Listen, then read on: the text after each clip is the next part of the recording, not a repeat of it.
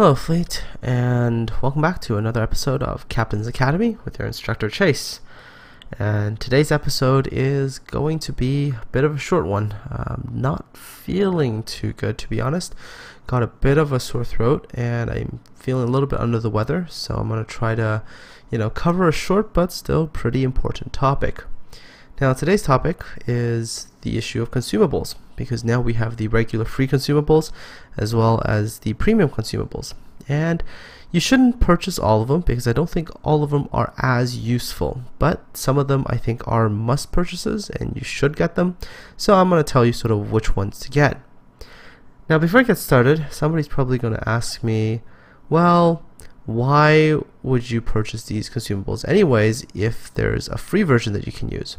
Well, let me explain it like this. Consumables, they do sort of small but very, very important work. Got that annoying fire? Well, don't you wish you could put it out that little bit faster if you're in a battleship? That little bit can save you a lot of HP. Not only that, but I think that having a fire get put out faster allows you to stay in the battle longer. The longer you stay in the battle, the more likely you are to do more and more damage, so on and so forth, and get great, better and better rewards for it. So one of the big things, which is when people look at a consumable go, but it's like 22,000 credits, it's really, really expensive. And I know, but factor in the fact that if you can do more damage and you can contribute more to your team, the rewards you get at the end of the battle greatly outweigh the little bit of credits you put into an essential consumable. So without much further hesitation, what I'm going to do is going to jump in there, give you each class of ship, as well a ranking as which of the consumables I think are absolutely necessary, which ones are optional, and which ones really you can just use the free ones. So let's get going. Let's start with the easiest one, which is carriers. Carriers only get one consumable, that being a damage control party. It's the one that helps you put out the fires and stuff like that. And I think as a carrier, this is something you absolutely have to get. That's just because the vulnerability of carriers to things that, like once you get set on fire, you can't do anything, which is very different for every other class of ship that, if they get set on fire, they can still fire their guns and still do damage. As a carrier, once you have a fire on your deck, you lose HP and you can't launch or recover any planes. So as a carrier, absolutely get the premium version of this consumable. It'll definitely do you good. And not only that, but as a carrier, if you don't get sunk, the credit cost of this consumable is negligible because you will gain so much credits for having contributed to the battle. Now, if only all ships were as easy to decide as carriers. So I guess the next one, that is probably the least complicated, would be destroyers. Now, my personal experience with destroyer consumables so far has been that the most useful one that I found has been the engine boost ability. I think it's the job of destroyers to use their speed to sort of zip around, and I think anything that can be used to help you zip around to certain places faster, I think that is of primary importance. Now some people might say that smoke generator is pretty important, and well, I think smoke generator is one of those optional things. If you have, let's say, a premium account and you're making plenty of credits and you want a little bit more of an edge, then get a smoke generator consumable, the premium one, because it allows you to get smokes faster. But truthfully, I don't know, I just don't think it's that useful because the smokes nowadays are primarily used as sort of a defensive, either run away or cover your team kind of thing. And once you've used it, you don't really get one again for a few minutes anyways, so having a little bit faster and a little bit slower, I don't know, it's just a bit of an optional thing I think.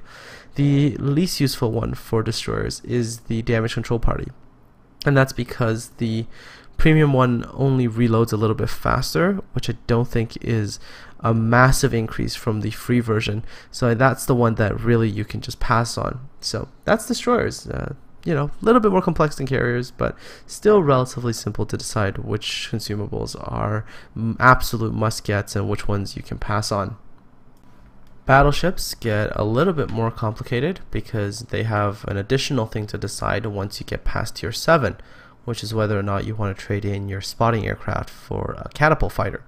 So let me address this.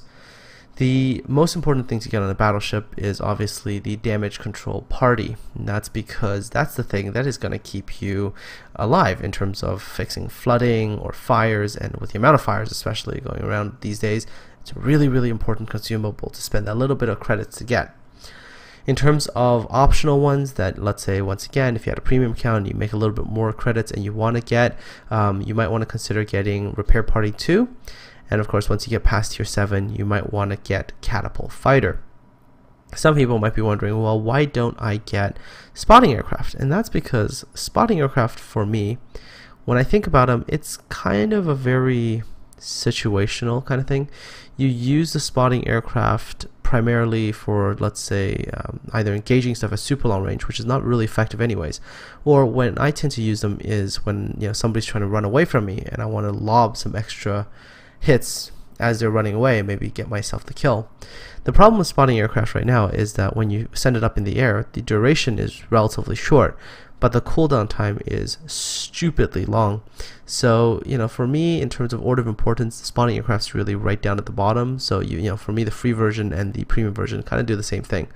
Catapult Fighter, once again, I put up in sort of in the optional you can get, because one, I think it's active for longer, its reload time is shorter, so that means you're gonna likely benefit from it more. And the other reason is that once you get above tier 7, carriers start to get way more powerful.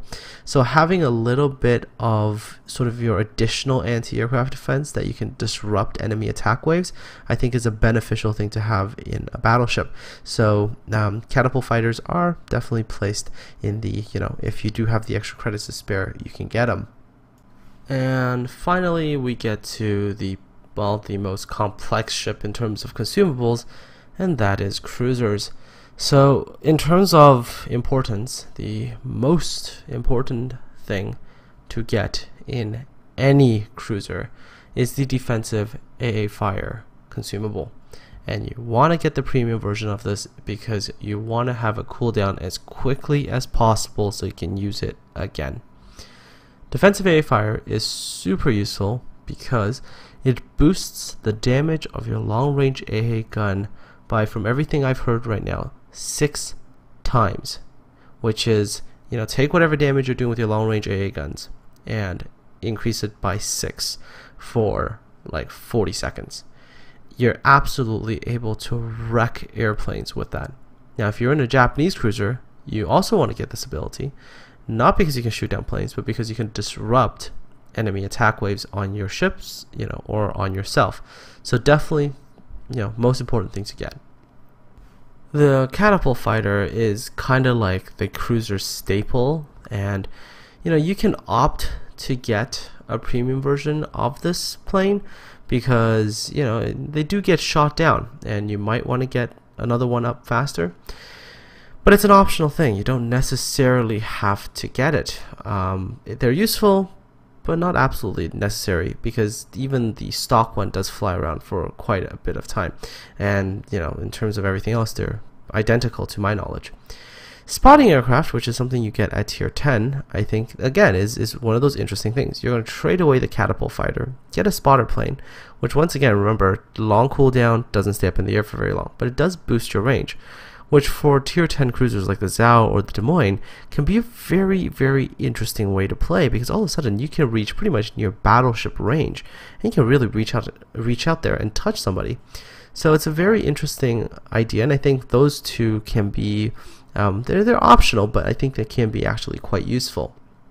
Now, the red ones here, you can get the premium version again, but at the same time, I don't know, like, I don't find them maybe as worth it as getting the premiums for the other ones, namely because as a cruiser, yes, you get set on fire, but typically speaking, the amount of damage you take from fire is significantly less than battleships, because your overall health pool is lower, so the amount of damage you know, the percentage of damage you lose in terms of HP is not as high.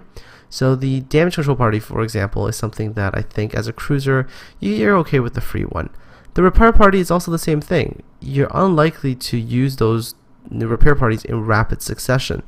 So once again, you can just stick with the free version, use it once and sort of use your speed to get out of battle, something that a battleship cannot do. That's why a repair party for a battleship is more the optional thing, and that's something that would actually be useful. And of course, finally, the hydroacoustic search is one of those things that you should never get, because you should never trade away the defensive AA fire for hydroacoustic search. And because I've just never found the hydroacoustic search to do anything really, except spotting destroyers a little bit further out when they're in smoke and spotting torpedoes a tiny little bit earlier, but in both cases negligible gains. So that's something that I would just never get. Always go with the defensive AA fire, and I'll actually show you a real short video clip here as to just what defensive AA fire can do to planes. So take a look at this clip. So I'm just going to show you a clip in the Atlanta, and the reason why I'm showing you this is because there have been times where I've been in battle and I've seen people complain about the Atlanta's AA being weak. Well, here's my Atlanta with the defensive AA consumable, as well as my captain, spec'd with the advanced and basic firing training, and of course the AA module. And just watch the number of planes that are about to fall out of the sky in the next little bit here. The reason why this barrage AA ability is so absolutely terrifying is that it, like I mentioned earlier, boosts your damage by something like 6-fold boost. This essentially means that the Atlanta, with the mods, the captain skills, and everything, can do in excess of 300 damage per second out to a range of 7 kilometers. That is basically, if your planes were in the center and this Atlanta was still kind of off your screen, you'd already be losing planes to it. This consumable is what turns the Atlanta from a sort of an average ship into something absolutely ferocious when it comes to its anti-aircraft capabilities. Not only that, but once you activate this consumable, one other thing happens is that all the enemy attack planes have this panic reaction where they go from either a narrow spread or a small dive bombing dot to these huge circles and these huge spreads that they don't let them hit much. So that's something to keep in mind, that with this consumable, not only do you disrupt, but for certain ships like the Atlanta, you will absolutely devastate enemy attack squadrons. So hopefully this Captain's Academy has been helpful to all of you. I'm not feeling too great, so I'm gonna sign off. Hopefully this will allow you to spend those credits intelligently on consumables that will help, while saving you some credits as well from not having to buy things that aren't that useful. Okay, happy sailing everybody, have a great day, and I'm looking forward to seeing you all on the high seas.